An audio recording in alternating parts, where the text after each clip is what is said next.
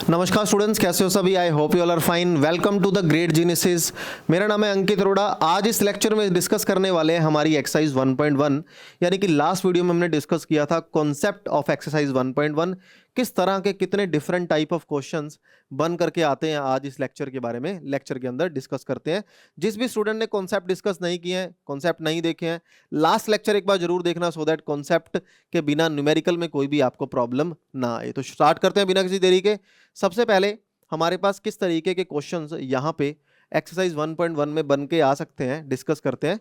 कौन कौन से बेसिक कॉन्सेप्ट हमने पढ़े थे। हमने पढ़ा था सेट क्या होता है, फाइनाइट सेट क्या होता है, इनफाइनाइट सेट क्या होता है, किस तरीके से सेट को लिखा जाता है, क्या नोटेशन होती है, उन सारी चीज़ों में हमने डिस्कस किया था।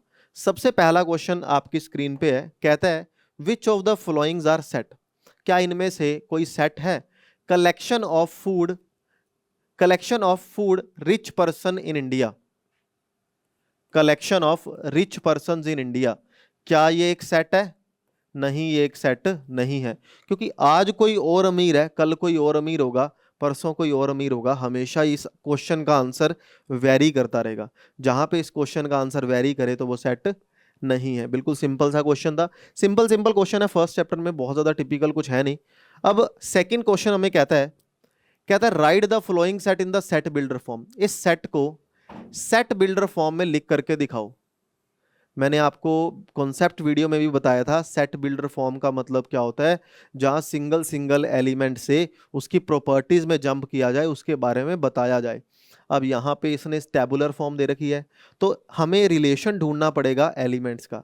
ढूंढते हैं। यहाँ पे एलिमेंट की एंट्री की जा रही है 4, यहाँ पे एलिमेंट की एंट्री की जा रही है 8, यहाँ पे एलिमेंट की एंट्री की जा रही है 16, this is 32 and this is 64। क्या आपको इनमें कोई ना कोई रिलेशन नजर में आ रहा है? मुझे नजर आ रहा है। क्या मैं इसको लिख सकता हूं 2 की पावर 2, मैं इसको लिख सकता हूं 2 की पावर 3, मैं इसको लिख सकता हूं 2 की पावर 4, मैं इसको लिख सकता हूं 2 की पावर 5, मैं इसे लिख सकता हूं 2 की पावर 6। मुझे रिलेशन तो मिल गया, अब लिखें कैसे, ये भी बड़ा टास्क है। तो क्या लिखोगे? It's a set. मान लो मैं नाम ए दे रहा हूं, आप इसको बोलो इसके अंदर 1 बाय है ना। न्यूमरेटर में ध्यान से देखो, न्यूमरेटर में तो 1 के अलावा कुछ है ही नहीं। इसका मतलब बोलो कि इसके अंदर एलिमेंट कुछ 1 बाय एक्स टाइप के आ रहे हैं, 1 बाय एक्स टाइप के आ रहे हैं। जहां पे एक्स कौन है? x है 2 की पावर n। x कौन है? 2 की पावर n। और अब n कौन है? कौन कौन सी पावर की जा रही है?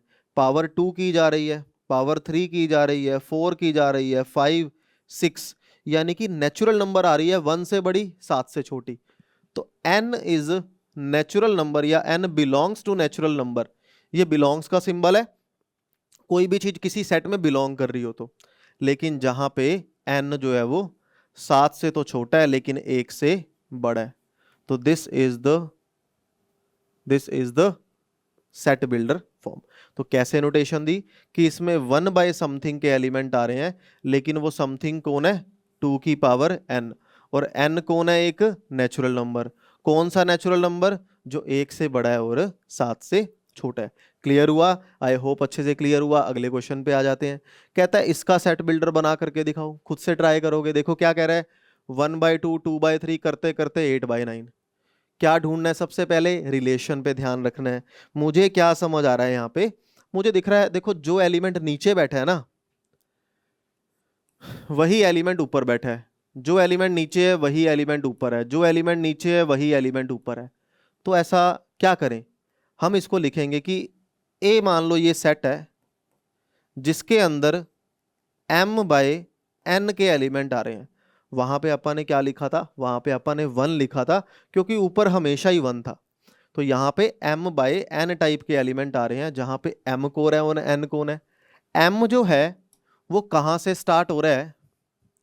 मैं इसको एक और इजी तरीका पे लिखूं, मैं इसको ऐसा भी लिख सकता हूं कि यहाँ पे n by n plus 1 type के एलिमेंट आ रहे हैं। क्यों? क्योंकि ध्यान से देखो, 1 से 1 बड़ा है 2, 2 से 1 बड़ा है 3, 3 से 1 बड़ा है 4। 1 1 का डिफरेंस है ना, डिनोमिनेटर हमेशा एक ही ज़्यादा है। और स्टार्टिंग कहाँ से हो रही है?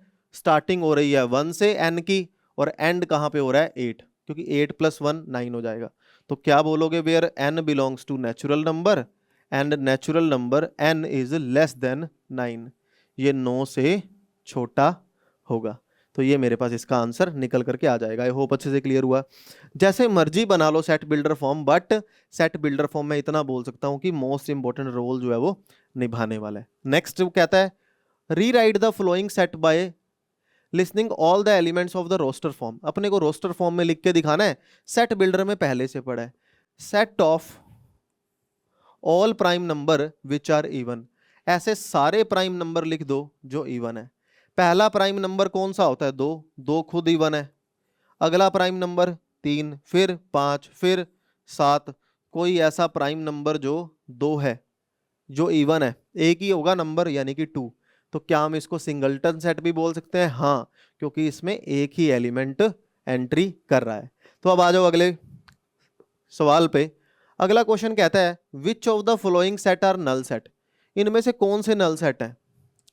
अगर कोई एक ऐसा सेट है जो 0 एलिमेंट लेकर के जा रहा है, having 0 as its only element, क्या वो नल सेट होगा? नहीं, नल सेट नहीं होगा, क्योंकि मैंने आपको क्या बताया था, यहां पे 0 इसका एलिमेंट बन गया। बिकॉज क्या लिखोगे reason? Because here 0 is element of A, 0 is element of ए।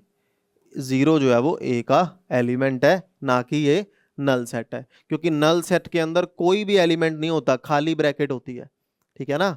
तो अगले क्वेश्चन पे आ जाते हैं। नेक्स्ट कहता है कि क्या ये नल सेट है या नहीं है।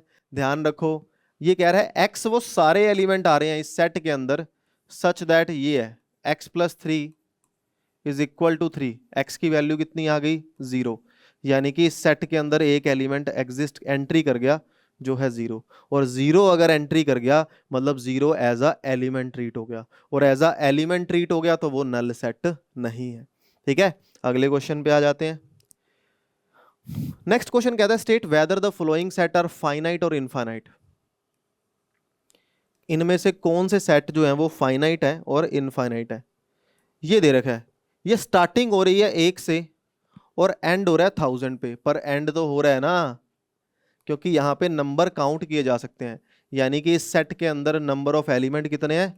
1000 है, और अगर नंबर ऑफ एलिमेंट काउंट किए जा सकते हैं इसका मतलब ये एक फाइनाइट सेट है। क्लियर है? आ जाओ अगले पे। The set of all positive number greater than 1000, यार सारे पॉजिटिव इंटीजर्स ग्रेटर देन 1000 कौन से होंगे? 1001, 1002। कब तक चलता जाएगा? अप टू इंफिनिटी चलता जाएगा, और अप टू इंफिनिटी अगर चलता जाएगा इसका मतलब ये एक फाइनाइट सेट नहीं है। क्लियर?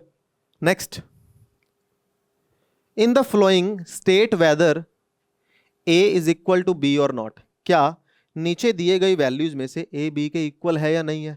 यहां पे एलिमेंट देखो 4 8 12 16, 4 8 16 12 तो है ही नहीं, 8 रिपीट हो गया। कभी भी सेट में एलिमेंट रिपीट नहीं होते, पर ये इक्वल नहीं है। क्यों?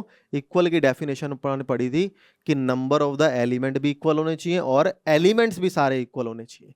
ठीक है, नाउ नेक्स्ट है ए वो सेट है जो ये सारे एलिमेंट लेकर के जा रहा है, भाई इक्वल का ही एग्जांपल लेना है। एक्स वो सारे एलिमेंट है जो पॉजिटिव इवन इंटीजर है 10 से छोटे, पॉजिटिव इवन इंटीजर 10 से छोटे 0 हो जाएगा, 2 हो जाएगा, 4 हो जाएगा, 6 हो जाएगा, 8 हो जाएगा, 10 भी हो जाएगा, क्योंकि 10 भी काउंट हो रहा है ना। जो 0 2 4 6 8 10 पॉजिटिव इवन इंटीजर्स, यानी कि एक सेकेंड 2 4 6 8 10 ना, यहाँ पॉजिटिव की भी बात कर रहा है और इंटीजर की भी बात कर रहा है। 0 न्यूट्रल हो गया ना एक तरह से, तो यहाँ ये इक्वल है। ठीक है, न्यूट्रल मैंने काउंट कर लिया, बट 0 इवन में काउंट होता है। Which of the following sets are equal, अच्छा ये फाइनाइट तो नहीं था ना, हाँ इक्वल का ही था। Which of the following sets are equal, इनमें से कौन से सेट आपस में इक्वल है। यहाँ पे 3 ही एलिमेंट है, कौन कौन से? A B C. यहाँ पे ए बी सी, ए तो रिपीट ही हो रहा है। मान लो मैं इसका नाम ए रख रहा हूँ, इसका नाम बी रख रहा हूँ, इसका नाम सी रख रहा हूं और इसका नाम डी रख रहा हूं। ए आ गया, बी आ गया, सी आ गया, बी रिपीट हो रहा है तो ये भी इक्वल है। ए आ गया, बी आ गया, सी आ गया, सी रिपीट है, यानी कि ये चारों के चारों आपस में इक्वल है। बड़ी सिंपल सी एक्सरसाइज निकल करके आई है ना, चारों के चारों आपस में इक्वल है। अब अगला कहता है 1 2 3 और इस तरीके से हमें सेट दिए गए हैं। पहले एक काम करते हैं, आप इनको टैबुलर फॉर्म में लिख लेते हैं सो दैट इक्वलिटी डिसाइड करना थोड़ा इजी हो जाए। इस पहले सेट का नाम मैंने रख दिया ए। इसके अंदर कितने एलिमेंट है, साफ दिख रहा है 1 2 3। इसके अंदर देखो x square minus 2x plus 1 जो इस इक्वेशन को सेटिस्फाई कर रहे होंगे, इस इक्वेशन को सेटिस्फाई कर रहे होंगे। इसका मतलब दो ऐसे नंबर मल्टीप्लाई जिनकी 1 हो प्लस माइनस 2 हो, तो 1 और 1, तो यानी कि फैक्टर बन गए यहाँ पे x माइनस 1 का स्क्वायर। x कॉमन ले लिया, x माइनस 1, हाँ x माइनस 1 का स्क्वायर, तो यहाँ पे x माइनस 1 x माइनस 1 यही बनेगा ना। तो आंसर मेरे पास आ गया 1 and 1। इन शॉर्ट इससे जो सेट बनने वाला है वो सेट बन गया ओनली ये। तो बी मेरे पास आंसर ये निकल के आ गया और ए हमारा ये था। अगले पे आ जाओ 1 2 and 3। 1 2 and 3 इसका नाम रख दिया सी। 3 2 and 1, अच्छा ये जीरो भी है इसके साथ, इसके साथ जीरो भी है बेटा, इसको काउंट कर लेते हैं। एक सेकेंड, यहाँ कुछ गलती है, जीरो, अच्छा ये रिपीटेड है प्रिंट में, ये प्रिंट रिपीट है, इसको थोड़ा सा डिलीट कर दो, इतना पोर्शन डिलीट है, ठीक है। तो ए सेट ये रहा, बी सेट ये रहा, सी सेट दे रखा है 3 2 1 और डी सेट दे रखा है जो इसको सेटिस्फाई कर रहे हो, जो इस इक्वेशन को सेटिस्फाई कर रहे हो। चेक करो अगर ये क्यूबिक है तो हम इसके रूट कैसे निकाल सकते हैं, सिर्फ हिट एंड ट्रायल मेथड से। क्या इसको 1 सेटिस्फाई कर रहा है, तो यानी कि 1 माइनस का 6 प्लस का 11 माइनस का 6, हाँ सेटिस्फाई कर रहा है, यानी कि 1 आ जाएगा, 1 मेरे पास निकल के आ गया। उसके बाद देखो क्या इसको अगर 1 सेटिस्फाई कर रहा है तो क्या 2 सेटिस्फाई कर रहा है, 2, अगर मैं 2 का क्यूब कर दूं तो 8 आ गया, 2 का स्क्वायर 4 माइनस 4 इंटू 6 24, 22 माइनस 6, तो ये हो जाएगा माइनस का 2, हाँ जी सेटिस्फाई कर रहा है। ऐसे ही इसको 3 भी सेटिस्फाई कर रहा होगा, ठीक है। तो यानी कि ये हमारे पास इस तरीके से निकल करके आ गए। अब ध्यान से देखो ए जो सेट है उसमें 3 एलिमेंट है 1 2 3, इसमें 3 एलिमेंट है 1 2 3, इसमें 3 एलिमेंट है 1 2 3, इसमें एक ही एलिमेंट है 1। तो कौन कौन आपस में इक्वल हो गए, A is equal to C is equal to D, यानी कि बी इक्वल यहाँ पे नहीं है, ठीक है। अगले क्वेश्चन पे, यानी कि जितने भी डिफरेंट टाइप ऑफ क्वेश्चन बन सकते थे हमने उनके बारे में बात यहाँ पे करी। डिस्कस करें कि कौन कौन से क्वेश्चन अपन ने इस एक्सरसाइज के अंदर डिस्कस करे। आई होप अच्छे से क्लियर हो रहे होंगे। पहला क्वेश्चन अपन ने डिस्कस किया कि अगर ऐसा कुछ क्वेश्चन आ जाए कि सेट है या नहीं है, सेट बिल्डर फॉर्म में लिख के दिखाना जहां टैबुलर दे रखा हो, सेट बिल्डर फॉर्म में दे रखा हो टैबुलर में लिख करके दिखाना या रोस्टर में लिख करके दिखाना, नल सेट बताना है या नहीं है, नल सेट हो गया, सेट फाइनाइट और इनफाइनाइट के बारे में बात करना और इक्वालिटी के बारे में बात करना। तो आज के जितने भी क्वेश्चन हम लोगों ने डिस्कस किए, आई होप सारे क्वेश्चन बहुत प्यार से बहुत अच्छे से आप सभी को समझ आए होंगे। वीडियो अच्छी लगी है तो वीडियो को लाइक और शेयर जरूर करेंगे, चैनल को शेयर करेंगे अपने फ्रेंड्स के साथ। Have a good day to all of you, bye bye bye.